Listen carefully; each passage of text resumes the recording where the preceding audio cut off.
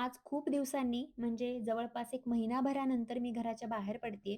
एवढे दिवस टेम्परेचर खूप कमी होतं मायनसमध्ये. त्यातच हेवी स्नोफॉल झाला. त्यामुळे बाहेर पडणं अजिबात शक्य नव्हतं.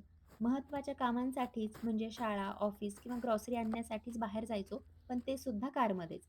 पण आज टेम्परेचर मस्त आहे 36 डिग्री फॅरनहाईट म्हणजेच सेल्सिअसमध्ये 2 डिग्री. सूर्यदेवांचं दर्शन झालं. छान सनी डे आहे. त्यामुळे थोड्या वेळासाठी का होईना बाहेर जाऊ शकतो. आणि आता जरी तुम्हाला अशी थोडीशी ग्रीनरी दिसत असेल, तरी मागच्याच आठवड्यामध्ये हे असं सगळं दिसत होतं. म्हणजे सगळा परिसर, बॅकयार्ड, झाडं, घरांचं छत सगळं असं स्नोमध्ये कव्हर झालं होतं. अशी परिस्थिती दरवर्षी डिसेंबरच्या शेवटी असते, पण यावर्षी डिसेंबरच्या सुरुवातीलाच खूप स्नोफॉल झाला. बघायला खूप मस्त वाटतं, पण घराच्या बाहेर पडता येत नाही, त्यामुळे खूप कंटाळा येतो. आता मागच्या 1-2 दिवसापासून टेम्परेचर थोडं बरं आहे, त्यामुळे स्नो बऱ्यापैकी मेल्ट झालाय. आता पुढच्या आठवड्यामध्ये अजून स्नोफॉल आहे, त्यामुळे हे सगळं परत एकदा स्नोमध्ये कव्हर होऊन जाईल.